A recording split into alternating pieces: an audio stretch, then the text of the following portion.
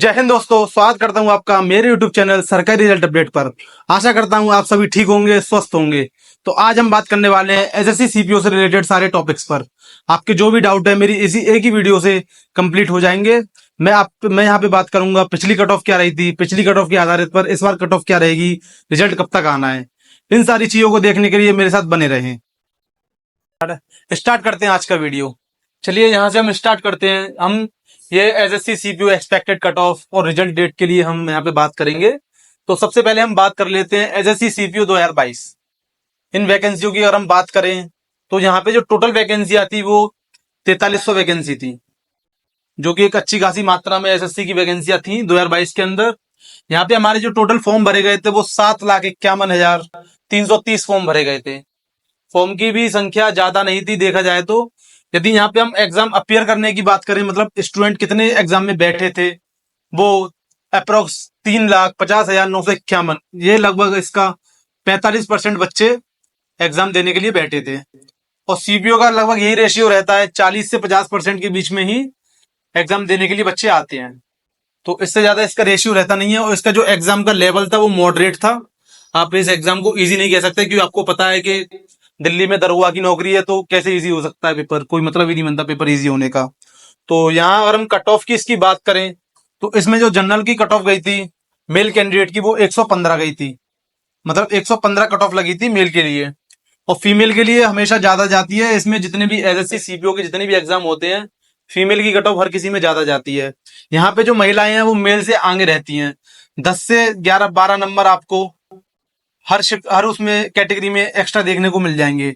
मतलब ये है कि जो महिला के नंबर है वो 10-12 नंबर ज्यादा ही कट ऑफ रहती है हमेशा। तो जैसा कि आप देख सकते हैं यहाँ महिला के लिए 126 कट ऑफ लगी है। और इधर ही हम ईडब्ल्यूएस की बात कर ले तो यहाँ थोड़ा बहुत मतलब इसको रिजर्वेशन मिलता है। जनरल वालों को आप कह सकते हैं कि थोड़ा बहुत रिजर्वेशन यहाँ पे दिया जाता है। तो इसमें ईडब्ल्यूएस के लिए 103 कट ऑफ लगी है और महिला कैंडिडेट के लिए 120 कट ऑफ लगी है। और ओबीसी के लिए ओबीसी और ईडब्ल्यूएस लगभग इसका सेम ही रहता है, ज्यादा इसमें खास अंतर नहीं होता है। एक दो कट ऑफ, 1-2 नंबर का अंतर रहता है। तो इसके लिए 102 कट ऑफ लगी थी। देन उसके लिए 118 महिला कैंडिडेट के लिए। यहाँ एससी कट ऑफ बहुत कम रही थी पिछली बार, मतलब 2022 में जब हम देखें तो इसमें एससी कट ऑफ बहुत ही ज्यादा कम रही थी। तो वो 79 थी, जो आप देख सकते हो, और कैटेगरी से बहुत कम कट ऑफ है। और महिला के लिए 95 कट ऑफ लगी थी। देन एसटी में ज्यादा अंतर नहीं है। एससी एसटी में केवल 1 नंबर का अंतर है। और एससी फीमेल में थोड़ा ज्यादा नंबर का अंतर है, लेकिन ये भी कट ऑफ एससी और एसटी के लिए लगी थी। यदि हम यहाँ पे अब हम बात कर लेते हैं अपना एसएससी सीपीओ 2023 का। इसमें लगभग आपको पता है वैकेंसियां कितनी थी, 1876। तो इसका अगर हम डबल करें तो ये लगभग 2.5 गुना है। तो यहाँ पे तो बहुत ज्यादा मतलब वैकेंसियां थी, 4300 वैकेंसियां थी, लेकिन 2023 में जस्ट उसका आधे से भी आधी कर दी गई थी। तो यहाँ पे आपकी जो वैकेंसी आई थी वो 1876 वैकेंसी आई थी। तो इसके लिए अगर फॉर्म हम देखें तो इसके लिए फॉर्म 2022 के कंपैरिजन में ज्यादा फॉर्म भरे गए थे। जैसे कि यहाँ पर 7,51,000 फॉर्म भरे गए थे, इसी तरह से यहाँ पे टोटल फॉर्म जो थे 8,27,602 फॉर्म भरे गए थे। इस टाइम पे थोड़ा 2023 में एसएससी सीपीओ का क्रेज ज्यादा हो गया था, तो लोगों ने भारी मात्रा में फॉर्म भरना स्टार्ट कर दिया था। यहाँ पे जो अपियर किया था एग्जाम, वो लगभग 50% स्टूडेंट्स ने एग्जाम को अपियर किया था। तो जिसमें 4,13,801 करीब अप्रोक्स डाटा यही रहा था पेपर देने का। तो इसका भी जो एग्जाम लेवल था वो मॉडरेट आया था। उस टाइम पर सबको लग रहा था कि कट ऑफ कम जाएगा, लेकिन तुरंत ही एक साल के बाद ही हमको कट ऑफ में बहुत मतलब एक अच्छी मात्रा में कट ऑफ को चेंजेस में देखने का वो मिला मौका। जैसा कि आप यहाँ पर देख सकते हैं, यहाँ पे जनरल की कट ऑफ थी 115, यहाँ पे 115 से सीधे 138 कर दी गई। करीब आप अगर इसको देखें तो 15 और 8 करीब 23 नंबर की करीब बढ़ोतरी इसमें हुई थी। मतलब एक तरीके से अगर देखा जाए तो अचानक ही तुरंत एक साल बाद इतनी कट ऑफ बढ़ना एक मतलब अचंभे वाली बात थी। इस टाइम इसमें कट ऑफ 2023 में सबसे ज्यादा हाई गई थी। तो यहाँ पे हाई कट ऑफ जाने के बहुत सारे रीजन थे। पहला रीजन तो ये था कि इसकी वैकेंसियां बहुत कम थी और यहाँ वैकेंसियां बहुत ज्यादा थी, पहला रीजन। दूसरा रीजन ये, ज्यादा वैकेंसी में कम फॉर्म भरे गए थे और कम वैकेंसी में ज्यादा फॉर्म भरे गए थे।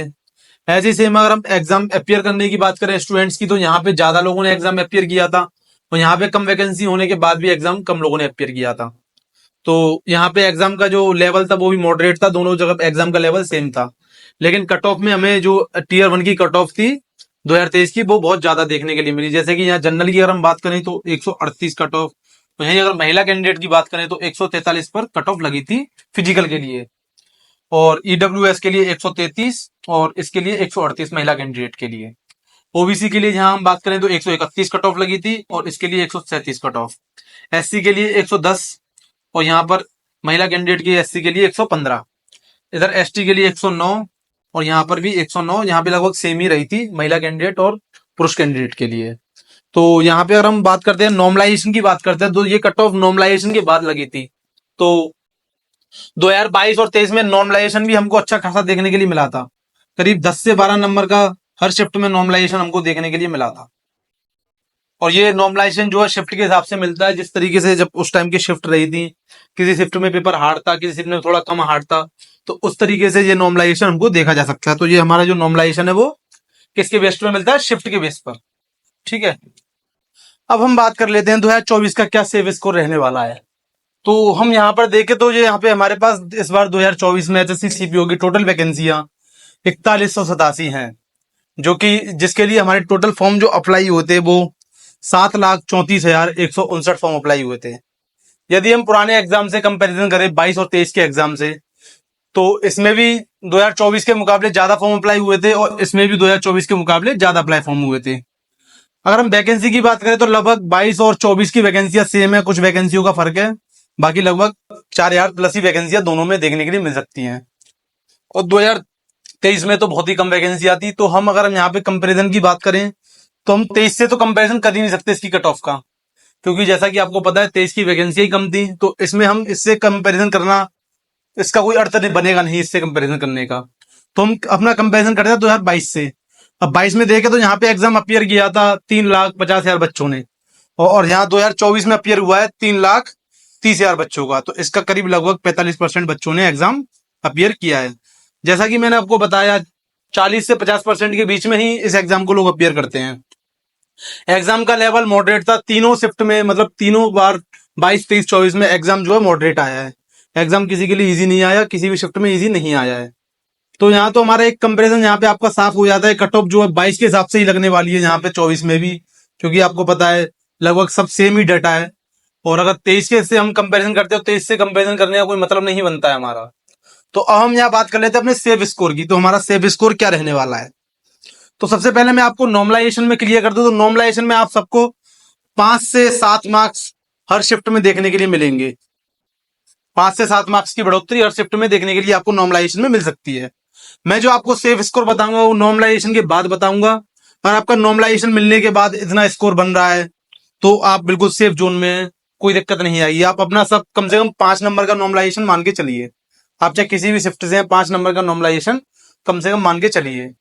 तो यदि हम यहाँ पे सेफ स्कोर की जनरल की बात करें तो जनरल का हमारा स्कोर यहाँ पे इस बार रहने वाला है 115 प्लस या -5 आप करके चल सकते हैं।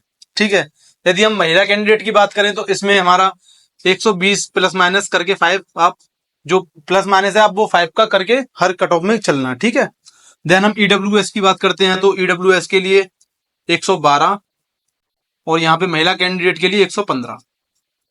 ओबीसी के लिए इनमें ज्यादा फर्क नहीं आता है देखने के लिए, तो हम 110 प्लस मान सकते हैं और यहाँ पे हम 112। एससी की बात करें तो यदि आपके 95 प्लस हैं तो आप सेफ जोन में हैं।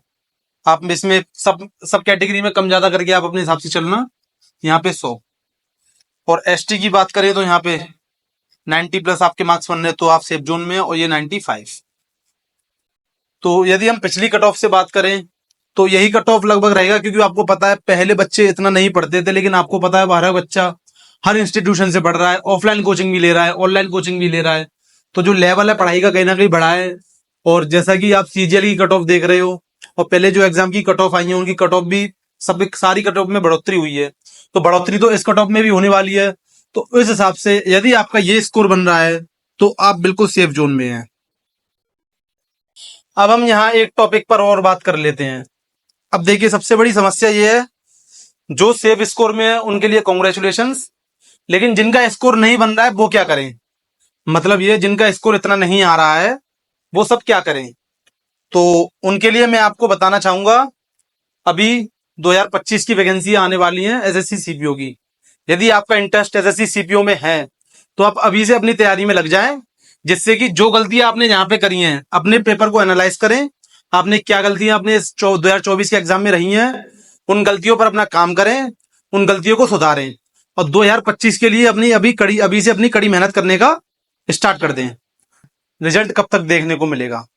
तो रिजल्ट के लिए कुछ हम पुराने डाटा पे थोड़ा नजर डालते हैं, उसके बाद हम अपना संभावित समय डेट बताएंगे कि रिजल्ट कब तक आएगा।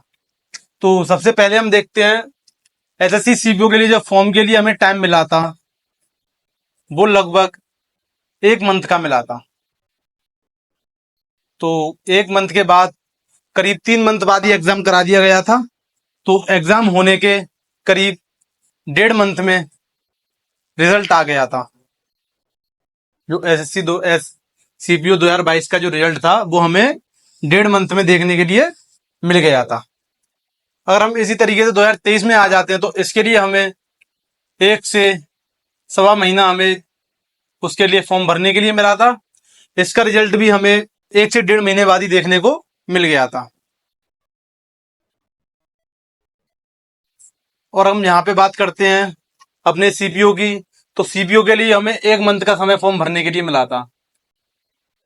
इसमें जो एग्जाम की डेट थी वो डिले कर दी गई थी। यहाँ पे एग्जाम अप्रैल में होना था, लेकिन एग्जाम अप्रैल में ना होके उसको डेट को एक्सटेंड कर दिया गया था। वो एग्जाम कहाँ हुआ था? जून में जाके।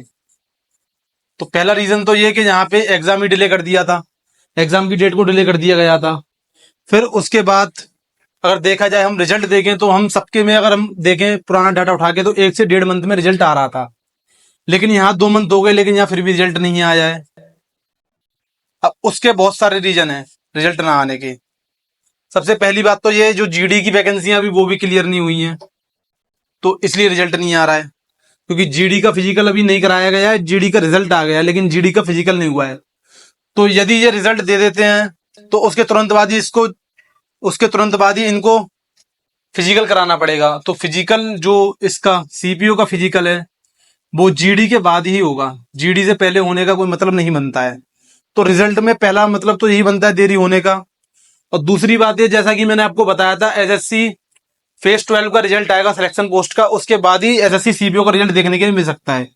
जैसा कि आप लोग जानते हैं अभी परसों ही एसएससी फेज 12 का भी रिजल्ट आ चुका है। तो अब हम इसके लिए संभावित समय बता सकते हैं कि करीब हमें सितंबर के मिड में हमें रिजल्ट देखने को मिल सकता है। सितंबर के मिड में रिजल्ट आ जाएगा। तो एसएससी का जो जीडी का फिजिकल होना है वो भी इसी बीच में होना है। तो जैसे ही रिजल्ट आएगा, रिजल्ट के करीब अप्रोक्स 1 से 1.5 महीने बाद आपको फिजिकल देखने को लिए मिलेगा। तो आशा करता हूँ आप लोगों का फिजिकल बहुत अच्छा चल रहा होगा, क्योंकि फिजिकल के लिए तो आपको पता है काफी टाइम से लोग मेहनत कर रहे हैं और सब अपने फिजिकल पे ध्यान दे रहे हैं। तो हमें ये फिजिकल लगभग हम अपना समय मान के चलें तो अक्टूबर के लास्ट में देखने के लिए हमें फिजिकल मिल सकता है, अक्टूबर के लास्ट में। और यदि हम यहाँ टीयर 2 के एग्जाम की बात करते हैं तो टीयर 2 का एग्जाम आपको दिसंबर महीने के फर्स्ट वीक में देखने को मिल सकता है या नवंबर के लास्ट, इसी समय में आपको देखने के लिए मिलेगा टीयर 2 का एग्जाम।